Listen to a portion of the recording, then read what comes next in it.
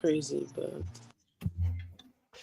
Welcome back. Welcome back to another episode of the Bench Mob ENT podcast. We got a special guest with us tonight, none other than Nene Calhoun, California Baptist University senior guard. Last year, second in team with steals per game, third in assists per game.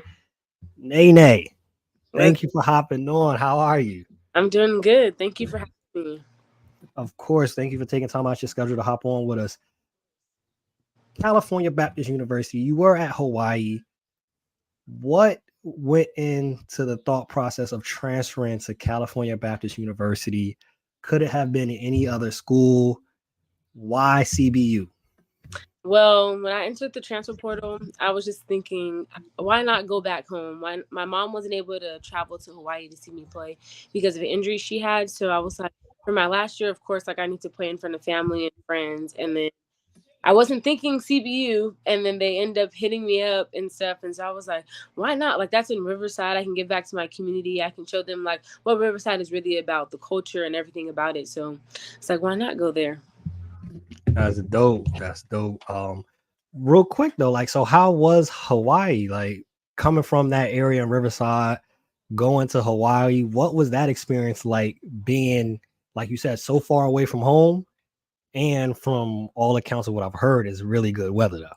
Yes, great weather out there. The beaches are nice. It's just like another family atmosphere out there. It's just like a bigger family. The culture was everything that you could dream of, and it was fun. So I had a great time out there, but it was just like time for me just to come home and just give back and just play in front of family, like I said. So yeah. That's a dope way to end off for your senior career right there, to be home with the family, be able to see you. For you, what are your first memories of playing basketball, picking up a basketball? Like, what drew your love to the sport of basketball? So my family is very athletic. Like it's either all the girls play basketball and all the boys play football kind of deal. So I've been watching them play growing up, and then my dad was just always encouraging to just like watch Kobe, to watch all the Candace Parker, like good players, and like to see if I really like love the sport. And then I remember I started playing basketball with boys first. I didn't start playing with girls until I was like 13 years old. And so I used to play with all the boys, and then we used to be like super tough. So those are my first memories, is like playing with all the boys, not caring who's watching, just going out there playing hard. And that's kind of what I was like known as, someone who plays hard and just gives a lot of energy. And then I just kept going. That is often the story for some. Like my sisters, they grew up and had to play with me and some of my friends. That's how it started off. And as the same for you, you're playing at the collegiate level, the highest level possibly at D1. Same happened with my sisters and other cousins.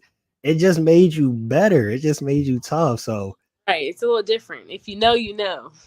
if you know, you know. Now you mentioned the Candace Parkers of the world, Kobe. Who were the players that you specifically like were interested in or that you liked watching growing up? If those were the two, then so be it. But if there was anybody else that you like try to model your game after or that you liked, who were they? So my family, well, half my family, they're like Kobe and LeBron. Like I'm a diehard Kobe fan. I even have it tatted on my arm. Like diehard Kobe fan, loved watching them play. And then when women's sports started to like emerge, I kind of started watching mine more because she reminded me of him in a girl version, and like understand like you can just get out there and just play hard, whether you're scoring, whether so like seeing her mama mentality kind of kick in, kind of like drifted me to the women's sports, and like to see. And then after that it was like Sue Bird. I'm like, okay, she's probably like the best player I've ever seen. And then just like start going Diana Taurasi, Alina Deladon. So like just seeing the women's sports emerge kind of like drifted me away from like seeing the men's side. So I was like Kobe and then like Kyrie, but then the women's came along and they're like hooping and stuff, and then like kind of switched up. You mentioned one of my favorite names of all time. People kind of forget about her because she started her family, she got married. But Maya Moore, Right. I mean, I Oh, get for real. like we'll eventually probably talk about it somewhere in this episode. I get the new wave of athletes that's coming in. I get what Diana Taurasi has done. Yep. Maya Moore, I think the league is lucky. She's not right. They're I lucky I agree. Because if she kept playing, to me, I don't. And her game would have just grown, evolved over time. That's the Been scary part. We were already calling her one of the best ever at that point, and the game was still still evolving. Yeah, that's that. Maybe we talk about that later in the episode. That's a whole nother thing. another That, topic. yeah, because I'll be arguing with people like, don't leave Maya out of the conversation. She might not be a GOAT, but she gotta be in the conversation. For sure. Must. For you, right? Going from high school to the collegiate level, what was like your biggest learning curve? The thing that you had to improve the most coming from high school to college? I would say just pace. Like from high school, you can always go like one pace. You can always go like super fast, or you can always go super slow. So my big thing was trying to figure out the pace of the game, and then how to use my energy and my quickness to be able to like read the defense or be able to get better IQ. Because if I'm going one speed, I can't really see everything. So like I was like pace, like going fast, going slow, knowing when to go fast, knowing when to like go slow, and just help my IQ. So that was probably the biggest thing, was just learning pace. Yeah, I help train kids all the time, and it's like that's where you get the scariest Mm. is when you're able to control that speed. Quickness ain't fair. That's the point blank period. But if you able to switch gears, So just just the smallest hip turn. It's like the little fundamentals that we forget about when we're little. It's like, oh, we got to go back to draw one from the jump. exactly, and teams know they game plan. And I've seen some of the work that you've put in. Yeah. Teams game plan for that speed. So if the other team knows that speed, it's your oyster right there. You playing with them. You scared of my speed. Like exactly. So nah, I definitely get that. For you, right? You guys in the tourney. March Madness, a lot of people would love to be a part of that. A lot of people, it's probably arguably the most exciting time of the year for sports, period. What was that experience like for you to get there, to be able to play in it? You played well. Granted, it wasn't the outcome that the team wanted, Right. but you played well. How was that being a part of the biggest stage for college basketball? Yeah. I think me being from Riverside and carrying that on my back just meant so much to me, to be able to give back to people of the community. Like they've never been a part of that. So to take them along with us just meant everything in the world. Is like seeing everyone smile, like knowing like people from Riverside can do it, people from the IE, people from anywhere. And it's like showing them that just like made it just that much more special. And then doing it with the group that I did it with, wouldn't have wanted to do it with anyone else. Like we've grinded out this entire season, had a chip on our shoulder, just came back, did what we had to do, and it just felt amazing. Especially going to March Madness, like you dream of that as a kid. You dream of, you see all of it, and you're like, one day you'll be there. And then we were granted, thank God we were able to be there, and just to live in the moment and be down the street. UCLA couldn't have gotten any better. Perfect matchup, especially like you said, hometown, you in the area, people would come see it.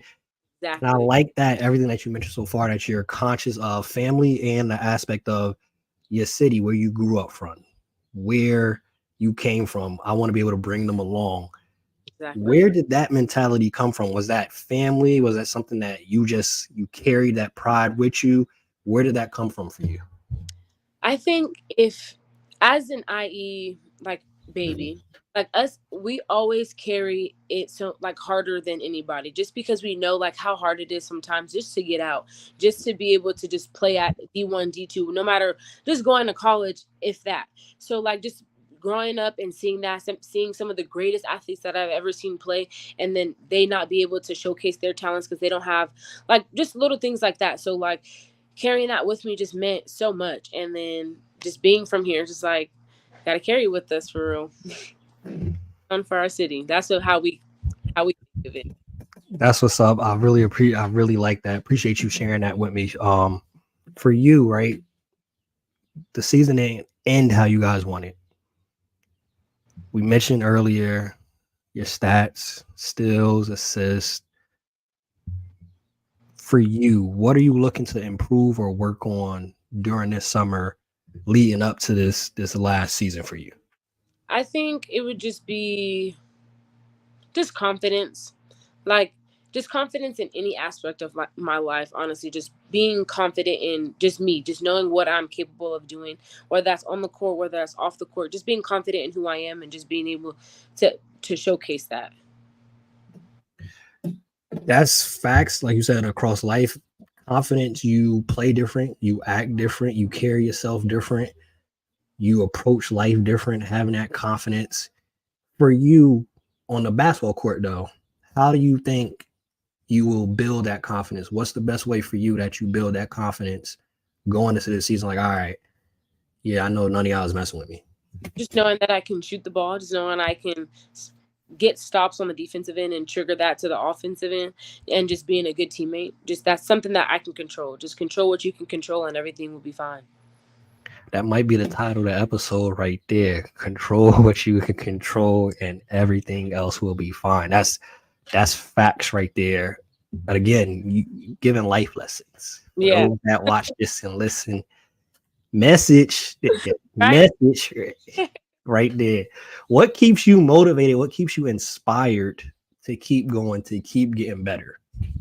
My family, they've done it all for me. We're like very family orientated, so that's like I said before, like coming back here was just to give to my family so that they can see all that they sacrificed for me, just to know like my family is all I got. My family is everything. I just like seeing them smile, just seeing them in the crowd. Like I'm my family, like we're close, but like if someone's playing a sport, like they're all going to go. Like I don't know if you've ever been, but like at CBU, my family had their own section. Like when I played in Hawaii, when I came to Cali, they never missed a game in Cali ever. So like that's just how tight we are. So just knowing that like I'm bringing my family together and I'm keeping us close and close knit, like that's all I need. That's all I need.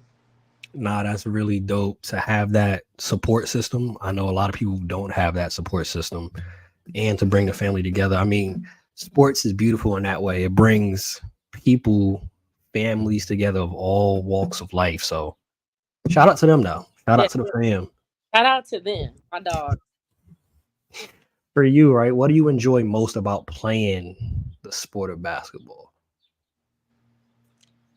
I think it would be the friendships, the bonds, the mentors, all of that that basketball has brought me is tremendous. Like I have lifelong friends because of basketball, and I just can enjoy every step of the way with those people, whether it was at Hawaii, whether here at CBU, just the coaches that I came across. I just love how like basketball just can bring you just lifelong friends and sisters. Literally, probably 85, 90% of my friends are all from basketball. All from basketball right there. So that little orange ball. Little Orange Ball has gave us our lifelong friends, our soon to be when our marriages is soon to be a part of the bridal shower, all of that. Like it's just so crazy. Like if I never picked up the ball, I would have never knew half of the people I know. Basketball world is big. Literally, like my wife, literally all the time. How do you know this person? Basketball. How you Oh, know basketball? What do they do? I don't really know much about them personally, but we met through basketball. Basketball, that's literally it. For you, we kind of alluded to it a little bit earlier. How do you feel about the growth of the game of basketball for women on the collegiate level and the pro level? Like I said, I have sisters. I've coached women's basketball probably about 10 years. mhm. I love it. I love it too. It's about time. That's the only downfall. Is I feel like it should have been happened. It shouldn't have took so long to get here, but now that it's here, it's just like a bittersweet moment because like we're finally get the recognition that we deserve. People are finally tuned in and seeing that women can do it too. Like it's not just only male dominant. Like women can do it too. It may not be how you would want it, but like they play hard. They're gonna go out there and work, and it's not like I feel like right now women's basketball is like more realistic compared to like men's basketball. Like, yeah, but like I just feel like I can just sit there and actually be engaged in it because I know they're playing for something. I know it's bigger than basketball when it comes to that. So I really love it. And I'm so glad those people who are advertising for it are doing a great job because seeing exceptional numbers. The numbers have been absolutely superb. It's across the board too. Like I just love that we're seeing on the collegiate level and the pro level. We're seeing some of the changes happen, chartered flights. We're seeing some of the players actually getting what they deserve, the right treatment. Like even the simplest stuff that people don't even think about. Right. The fact that they would basically, if you get pregnant and have a child, sometimes they wouldn't have a spot after that. Like all those type of things where you And could breastfeed, all those little things, having as a grown woman, having to share hotels with people, like all those things. they sacrificed a lot to get to where we're at now. And that's why I'm so thankful. And Finally. that's truly, they did it for the love of the sport. Exactly. It wasn't the best conditions. It definitely for sure wasn't the best pay. Wow. But they did it because they loved the game. They set that groundwork for this next generation Exactly. of players coming in. Speaking of the senior year, if you had the opportunity, would you consider playing after this year overseas, trying to go to the W? I don't know. I'm just, just in the moment of everything, kind of just taking it day by day. I don't know. This question I got to sit back and think about my body because my body's been through a lot. I've had 2 ACL tears within years apart. So just taking that into consideration. Makes sense. Gotta be smart about it. Granted, we love basketball, but at Right. the end of the day, you still Right. got a life to live once basketball is done. Exactly. And don't want to be talking about at 25, 26, you walking around with a limp.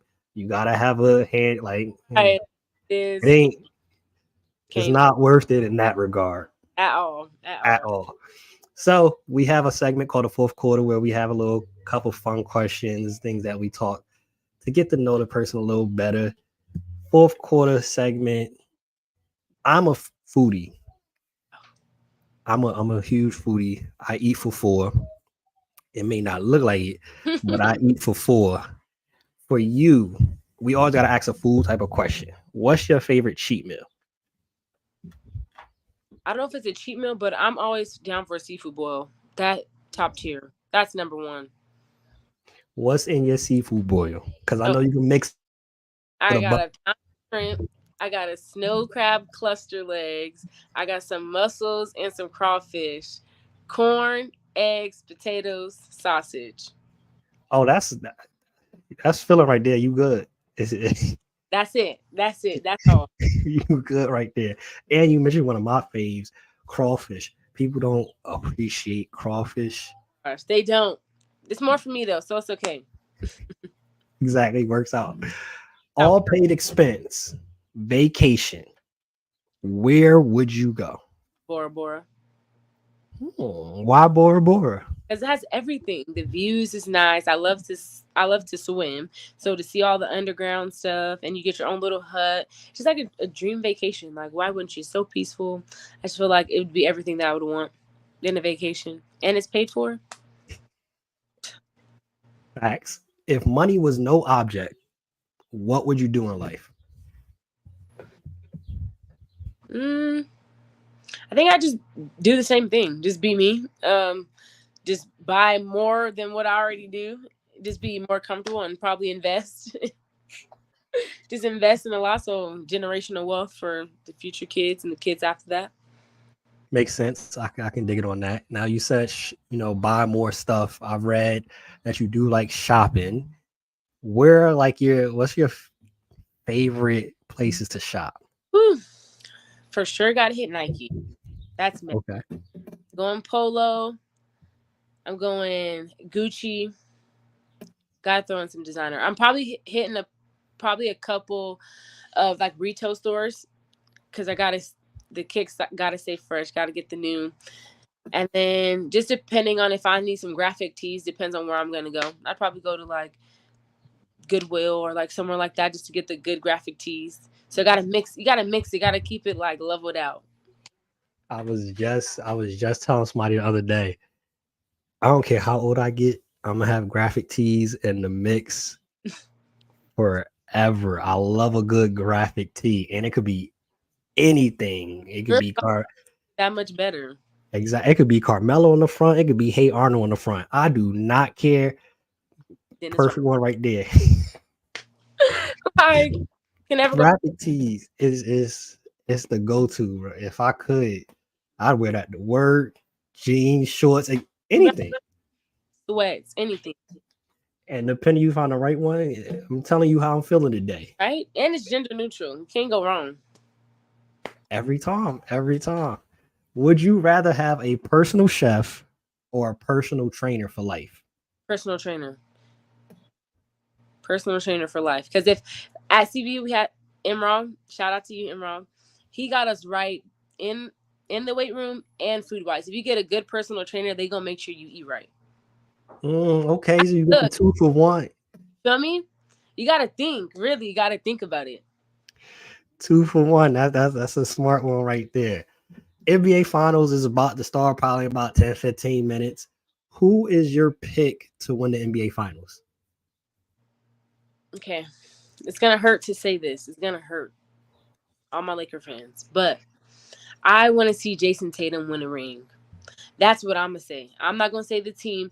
Jayson Tatum, I feel like he deserves a ring, and knowing how much he was locked in with Kobe, it's only right. It's only right. I feel you on that too. Because as a Lakers fan too, which is funny, I'm from Jersey, but I was born into it. My pops was a Lakers fan. My first pair of Pops know Pampers what's up. were Pops knew what's up. He knew my what's up. first pair of Pampers were Lakers Pampers. So I was like, I was born into it. Like Must. I feel it.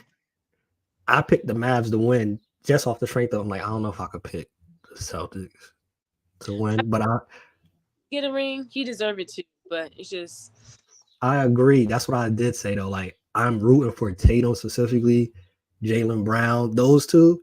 I want to see them do well. The organization, right. mm, yeah. nah, not really. I'm good off y'all. Cool. I'm cool. So far, we only 10 games. Well, some teams at 12 games. So far, WNBA season. What are you liking so far? And who's your pick? Super early, but who do you think possibly could win it all? Honestly, I'm going with the Aces again. They're just so strong. They have connections, but I'm not counting the Connecticut Sun out because they've been doing their thing and they got an even closer bond. They've been doing really good. I think everyone, as far as like the WNBA in the whole, I think they're like everyone's just working hard. Everyone's like making it fun to watch. Like everyone's competing. So, and it could be Indiana Fever, all we know. Like it could just be a toss in the air because everyone's literally competing every night. So, it's my take. I'm an Aces fan too. I'm going with the Aces. Chelsea Gray not even back yet. I was That part right there. People, literally today made a little video saying give Asia Wilson the MVP right now. Somebody mentioned the Sun, and I was like, I respect it. I respect it. But y'all do realize she don't have Chelsea Gray back, right? that part. She's that part. She's carrying on her back. They like, oh yeah, she gotta get her wins up. Uh Chelsea Gray isn't back. Pump the brakes. And Jackie Young's not yet either. So I'm like, yo, y'all, she come back, it's gonna be scary and Right. respectfully. Respectfully, for sure. Connecticut, they doing their thing, 10-1. But I looked at the schedule. 8 out of I think the first 11 games have been home games. Let's see how it works. That second half when they get back from the Olympics, some more away games. Yeah. You got Alyssa Thomas in the Olympics. Maybe she might come back a little tight. I don't know. Do it. Got to take a lot into consideration. It's a lot that goes into. We only 10, 14 games in, but we're not going to ignore what Asia Wilson has been doing. Exactly. And she's consistent. 28 points per game, 11 rebounds, 2.5 blocks. All her stats has gone up. Up. Scary hours right there. closing out with this, I just have to ask you your personal opinion, being that you actually play the sport, you play at the highest level. I've had my own opinions on it, but you actually do it. What's your thoughts on Caitlin Clark? Whichever way you want to take it, what's your thoughts on Caitlin Clark? Because I have my thoughts on it, but I see a lot of men talking on it that aren't educated on it. So I always like to get females that actually play the sport, and actually do it, to have a conversation on it. So anything that you want to share or see on Caitlin Clark I think so far? no player, like everyone sees it. I think just coming into like that's just like any freshman coming into college or any rookie coming in, like it's gonna be hard for her to get into the rhythm, especially with the team. Like Aaliyah Boston's not getting double teamed like she was last year.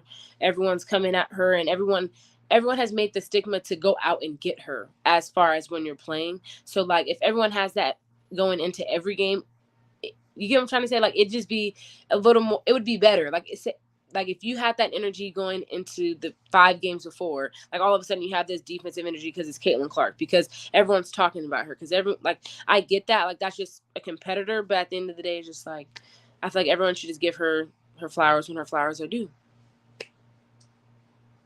That's one thing I saw from it too, that I think people forget about it, and we'll close out again. We thank you for taking your time out to be on with us. Shout out Jamar. Shout out Jamar. He hit us in the chat. I think he agreed with what you were saying. She's a rookie, seeing double teams, sometimes triple teams, as a rookie. As a rookie, just put that into perspective. She's seeing that as a rookie. And to your point, like you're saying, some of these teams, we don't see that same defensive intensity anywhere else after that. The next 2 games after that, they hold the Fever to 45 points, and the next game, 2 games after that, teams getting buckets. Yeah, so I think we have to put that into perspective and remember that with, oh yeah, she has this terrible start, and she's seeing double teams as a rookie. We all know that she has some stuff she has to work on in her game, but as a rookie, she's already seeing double teams and triple teams.